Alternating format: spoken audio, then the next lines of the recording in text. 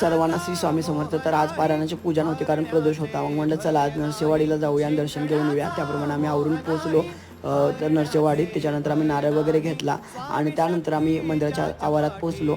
त्याच्यानंतर मग तिथे नदी होती. तिथं पहिल्यांदा आम्ही हातपाय वगैरे धुतले. खूप छान वाटलं नदीत हातपाय वगैरे धुतलं, फ्रेश झाल्यासारखं वाटलं. त्याच्यानंतर दर्शन रांगेत उभे राहिलो आणि दर्शन रांगेत थोडा वेळ थांबल्यानंतर फायनली आमचा नंबर आला. आम्ही बाप्पाचं दर्शन घेतलं, तुम्ही पाहू शकता. त्याच्यानंतर हे पण दर्शन घेऊ शकता तुम्ही तुमच्यासाठी.